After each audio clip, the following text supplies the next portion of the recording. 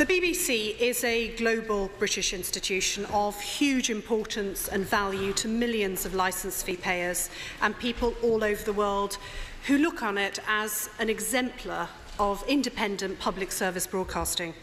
And in light of the ongoing crisis, it's crucial that the BBC puts the systems in place to ensure that it can continue to make the first-class news and current affairs programmes on which its reputation rests. George Entwistle has taken full responsibility for the failings of Newsnight in his role as Editor-in-Chief, and it was for this reason that he decided to resign yesterday. The circumstances of his departure make it hard to justify the level of severance money that's been agreed. Contractual arrangements are a matter for the BBC Trust, but the Trust also has clear responsibilities to ensure value for money for the licence fee payer. The National Audit Office is empowered to conduct a value for money review of any issue. If they decide to review this decision, I expect that the BBC would cooperate fully.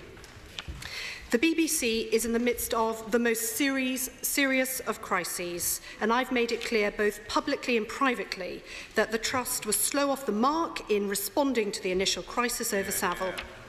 They are now acting decisively with 3 reviews, one of which reported yesterday and the other 2 ongoing.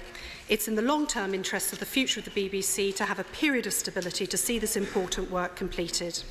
In my conversations with Lord Patten, I've been clear that the overall aim of the Trust must be to rebuild the public's trust in the BBC. And I know that Lord Patten agrees. And there are 3 things that they need to do to achieve that, Mr. Speaker.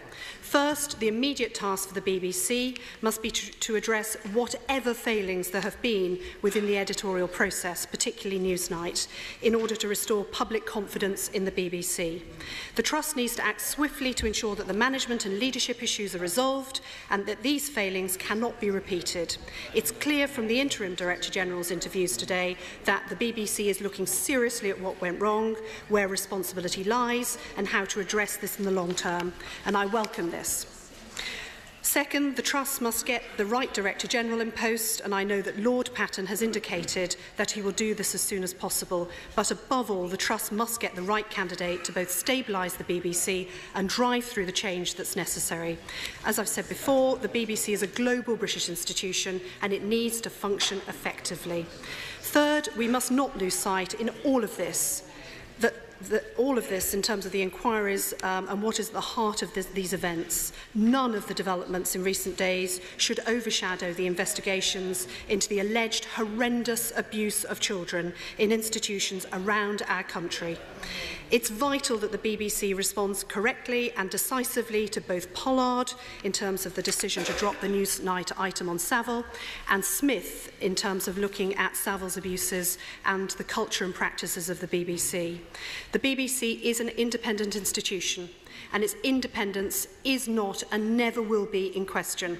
Ultimately, the only organisation that can restore the public's trust in the BBC is the BBC itself.